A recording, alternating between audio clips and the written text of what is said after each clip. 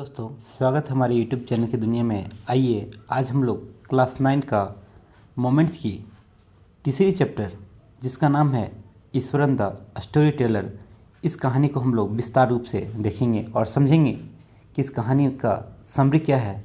तो दोस्तों, ये कहानी बहुत ही मज़ेदार है और बहुत ही मज़ा आने वाला है। आप लोग तब तक बने रहें। आइए कहानी की शुरुआत करते हैं। कहानी में मुख्य रूप से दो लोग हैं। एक का नाम है महेंद्र, दूसरा का नाम है ईश्वरन। दोनों बहुत ही अच्छे हैं और बहुत ही अच्छे इंसान हैं और ये दोनों की दोस्ती बहुत ही अच्छी है। आइए सबसे पहले हम लोग दोनों कैरेक्टर से इंट्रोड्यूस कराते हैं। सबसे पहले महेंद्र जो एक सुपरवाइज़र है और वह काम की तलाश में कभी इधर कभी उधर ऐसे ही वैसे भटकते रहता है। और महेंद्र जहाँ जहाँ भी जाता है वहाँ उसके साथ उसका नौकर, जिसका नाम है ईश्वरन, उसके साथ जाता है। उसके लिए खाना पकाता है, कपड़े धोता है और घर का सारा काम करता है। और बाकी समय जब बचता है तब वो तमिल की किताबों को पढ़ने में लगाता है। और उसका कहानी कहने का जो तरीका है, जैसे कि स्टोरी में का जो हम लोग को चैप्टर में ही पता चल गया है, ईश्वरन द स्टोरी टेलर जो कहानी कहने में बहुत ही माहिर है, बहुत ही अच्छे तरीके से सारा कहानी को सरप्राइज़ ला करके एक से एक अच्छा टॉपिक ला के अच्छा पॉइंट ला करके उसको बहुत ही अच्छे तरीके से बनाता है। आइए हम लोग कहानी की शुरुआत करते हैं।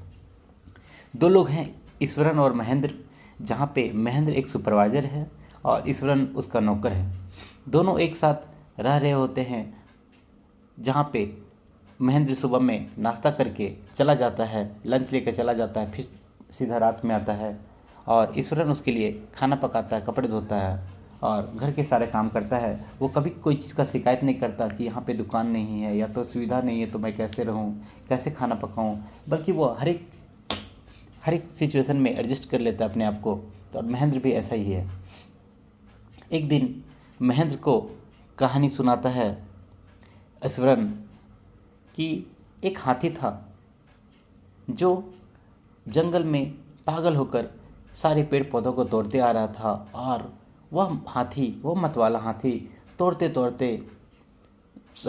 ये सारी चीज़ को तोड़ते तोड़ते वह शहर में घुस जाता है और शहर में बहुत सारे फल के स्टॉल को, फ्रूट्स के स्टॉल को बर्बाद कर देता है। जब वो हाथी आते आते गांव में घुसता है तो गांव में घुसने के बाद वह एक स्कूल में घुस जाता है। और स्कूल का जब घुसता है तो स्कूल का बाउंड्री तोड़ते हुए अंदर जाता है और अंदर में जितना सारा वॉलीबॉल नेट था, पेड़ पौधे थे, उसको नष्ट कर देता है। ये सारे को नष्ट करने के कारण सारे बच्चे डर से क्लासरूम के अंदर घुस जाते हैं और टीचर छत के ऊपर चले जाते हैं। और उस समय का बात है कि मैं मीन्स ईश्वरन, हम उस टाइम जूनियर क्लास में थे। हम ये सारा नज़ारा देखते हैं तो छत से नीचे आते हैं और हाथी के पास जाने लगते हैं। तभी हाथी मेरे तरफ लाल आंखें करके मेरी तरफ घूरता है और हमको गुस्से से देखता है। लेकिन मैं हाथी का लाल आंखें से नहीं डरता हूँ और दोबारा आगे बढ़ जाता हूँ।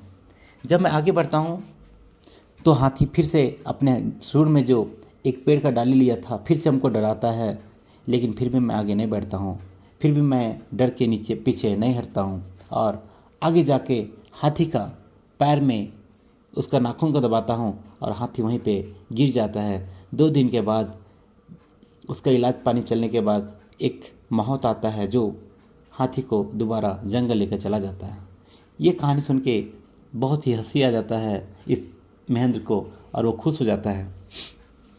फिर कुछ दिनों के बाद महेंद्र जब सुबह में नाश्ता कर रहा था तो ईश्वरन बोलता है कि आज रात में कुछ स्पेशल बनाने का मन कर रहा है।